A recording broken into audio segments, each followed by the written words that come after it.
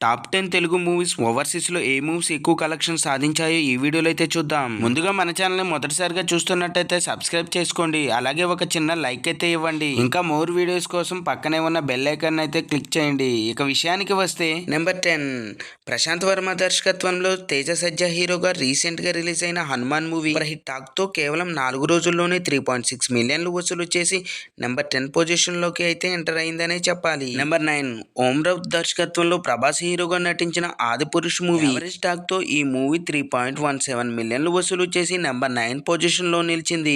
Number 8 Sujith దర్శకత్వంలో ప్రభాస్ నటించిన Saaho movie super hit talk తో 3.22 మిలియన్లు వసూలు చేసి నెంబర్ 8 పొజిషన్ లో అయితే ఉందని చెప్పవచ్చు. నెంబర్ 7 కొరటాల శివ దర్శకత్వంలో మహేష్ బాబు నటించిన భరత్ అనే నేను సూపర్ హిట్ గా నిలిచి 3.4 మిలియన్లు వసూలు చేసి నెంబర్ 7 పొజిషన్ లో ఉందని చెప్పవచ్చు. నెంబర్ 6 సుకుమార్ దర్శకత్వంలో రామ్ చరణ్ నటించిన రంగస్థానం బ్లాక్ బస్టర్ గా నిలిచి 3.51 మిలియన్లు వసూలు చేసి నెంబర్ 6 పొజిషన్ లో ఉందని చెప్పవచ్చు. నెంబర్ 5 త్రివిక్రమ్ దర్శకత్వంలో అల్లు అర్జున్ హీరోగా నటించిన అలా వైకుంఠపురం బ్లాక్ బస్టర్ అందుకున్న ఈ మూవీ 3.61 మిలియన్లు వసూలు చేసి నెంబర్ 5 పొజిషన్ లో ఉందని చెప్పవచ్చు.